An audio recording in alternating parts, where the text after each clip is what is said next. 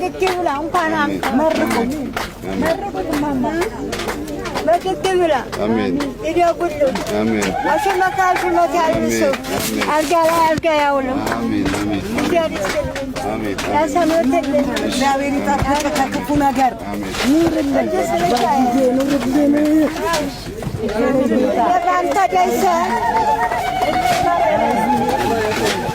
ቤት መጠለያ ብቻ አይደለም የሰው ልጅ ሰዋዊ ክብሩ የሚጠበቅበት ከቅዝቃዜና ከሐሩር የሚከላከልበት የህይወት መሰረት እንጂ ይሁን እንጂ በተለያዩ ምክንያቶች ቤቶቻቸው አርጅተውባቸው ጣሪያው አፍስሶባቸው ግድግዳ ተወዳድሶ በችግር ውስጥ የሚገኙ ወገኖቻችን ቁጥር ከዓመታት በፊት ቀላል አልነበረም።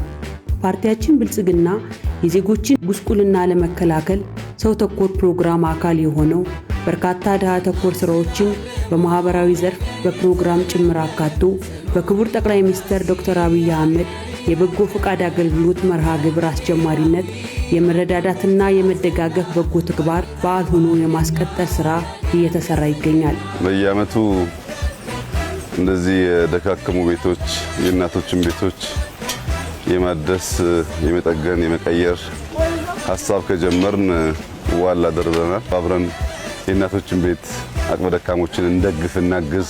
ይሄ በፈጣሪም በምድርም በጣም ጠቃሚ ነገር። የአቅመ ደካሞች ቤት የማደስና የመገንባት ስራ በየዓመቱ በበጎ ፈቃድ አገልግሎት በመንግስት አነሳሽነት የሚከናወን ትልቅ ማህበራዊ ተግባር ነው።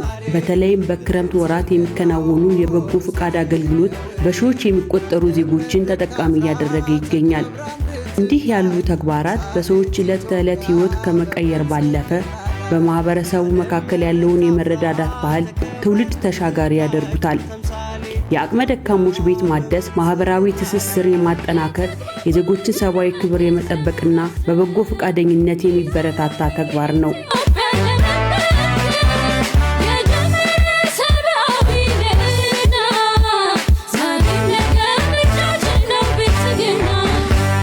ኢትዮጵያ ለደ የሰላም አምባ ቃሎት ኑረ ሁሉን ያግባባ ለኗሪ ምቹ